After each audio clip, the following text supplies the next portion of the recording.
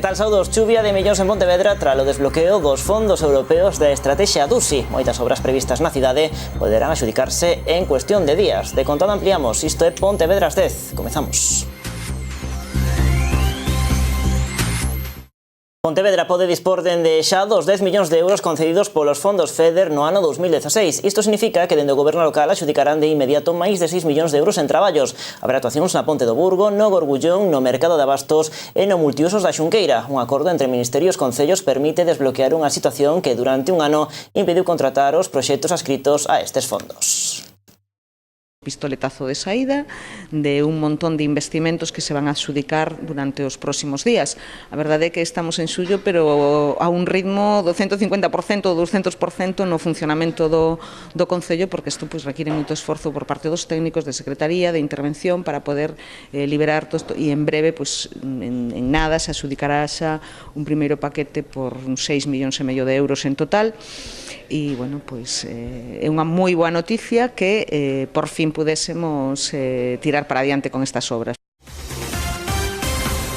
O Concello de Pontevedra non asistirá á reunión que mañá manterán a Conselleira de Infraestructuras cos concellos da provincia para falar de transporte. Así anunciou esta mañá o Concelleiro de Mobilidade, que ten por seguro que se non hai un informe técnico pechado, rigoroso e real, non é de recibo realizar este tipo de encontros entre concellos.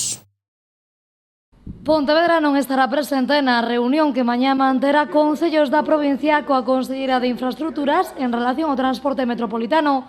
O Concelleiro de Mobilidade dixo que foi o propio alcalde o que lle comunicou esta decisión á conselleira. Para decirlle que non podamos asistir a esta reunión e, ademais, reiterarlle á conselleira a nosa oferta de negociar íntegramente todo o transporte de persoas por estrada, tal e como se lle fixo saber naquela carta que o alcalde enviara, e ademais co obxectivo, repetímolo unha e outra vez, de termos un transporte público que sexa racional e eficiente.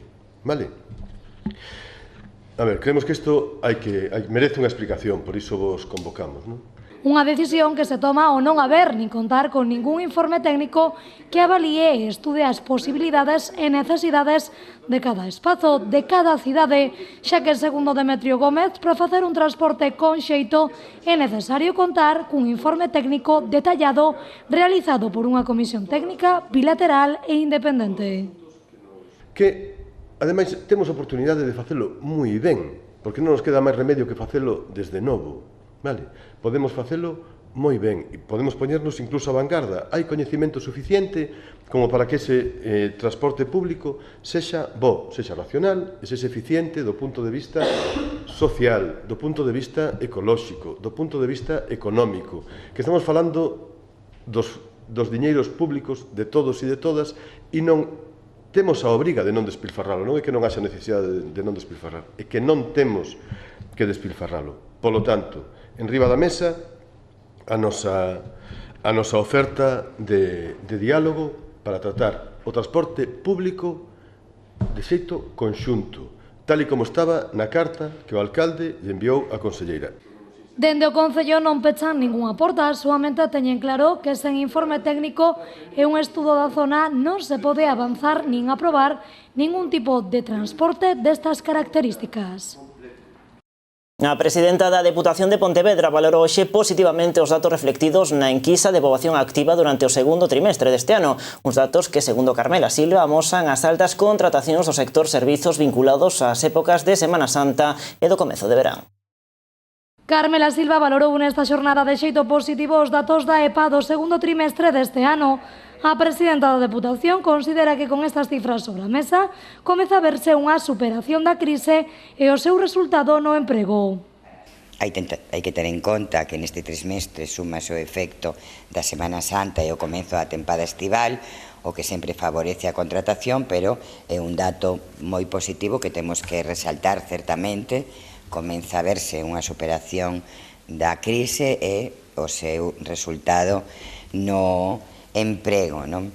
A presidenta tamén informou de que a Xunta de Goberno Provincial aprobará unha serie de subvencións aos concellos de menos de 25.000 habitantes para un programa contra a violencia de xénero. Estas subvencións comenzaron fai 3 anos cando chegamos á Deputación de Pontevedra e, polo tanto, os concellos teñen agora recursos para poder promover algo tan relevante como é a igualdade entre homes e mulleres e a loita contra as violencias que padecen as mulleres. Uns investimentos que sumarán un total de 20.000 euros destinados á igualdade en concellos de menos de 25.000 habitantes da provincia. Do que tamén falou esta mañá a presidenta provincial foi do escrito criticado polo PP nun curso de normalización lingüística da Deputación. Carmela Silva cree que a formación conservadora soamente fai o ridículo con este tipo de críticas e deixa claro que a encargada de elixir o escrito no que se criticaban as primarias. Fixemos un balance de 3 anos de goberno e vostedes lles escoitaron algo? Algún alternativa? Algún cuestionamento? Algo, non? Que decir como oposición nada. Eso significa que non teñen nada que decir, por lo tanto, gracias ao Partido Popular por, sin decir nada, teñen dito que nos aplauden a nosa xestión. Eu agradezco moitísimo, certamente, é verdad que facemos moito traballo, moito esforzo. E como non teñen nada que decir, se inventan que adoctrinamos os funcionarios. Xa está en marcha o proxecto de mellora da mobilidade peonil e calmado de tráfico na Rúa Suecia, no barrio de Monteporreiro, un espazo onde se atopa o Centro de Ensino Marcos da Portela. O proxecto pretende garantir a seguranza dos escolares que acoden ao colexio camiñando. A obra foi adxudicada á empresa Elsamex por 154.759 euros e ten un prazo de execución de 4 meses.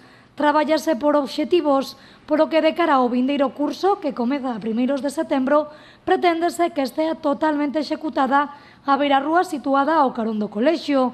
O proxecto consiste na ampliación de beirarrúas, colocación de pasos sobre elevados, reducir a circulación a un carril de tráfico en sentido único e habilitar estacionamentos a ambos lados da rúa, facendo unha reserva pro centro de ensino. As obras diante do Colexio Marcos da Portela que entran dentro do deseño global do que se está elaborando en Pontevedra. Temos un modelo que ten as mesmas características nos barrios, neste caso Monteporreiro, no ensanche ou no centro histórico, e que ademais neste mandato estamos empeñados en que se faga un tratamento especial dos centros escolares para que as nenas e os nenos podan desenvolverse na cidade con autonomía.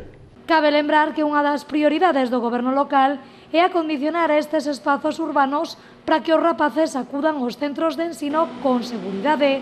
Neste plan incluíronse actuacións no Colexio de Salcedo, no de Lérez, a Carballeira de Lourizán e con anterioridade a outros como o de Ponte Sampaio. Está pendente a mellora da seguridade viaria no de Vilaverde e Mourente, que se iniciará nas vindeiras semanas. E un asunto máis, a Asociación pola Defensa da Ría de Pontevedra celebrará este domingo a caducidade da concesión de Elnosa. Segundo o presidente desta entidade, agora dará comezo un futuro verde na cidade. Antón Masa entende que o progreso é imposible con Ence Elnosa na Ría de Pontevedra. Porque o progreso de Pontevedra, desde o punto de vista social, económico e ambiental, é imposible coa presencia do complexo celulosas Elnosa na Ría de Pontevedra.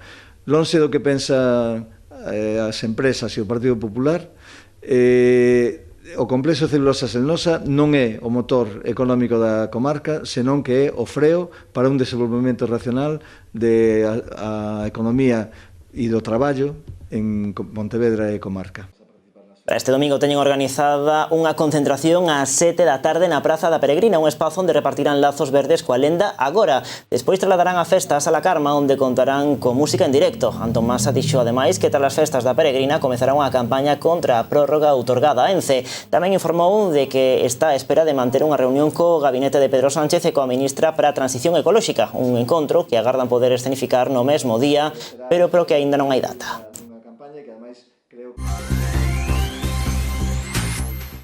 O Club Sotavento organiza neste ano unha exposición e charlas sobre o traballo que levan realizando baixo mar dende o ano 1995. O obxectivo desta iniciativa é o de promocionar as actividades subacuáticas e tamén a historia do club.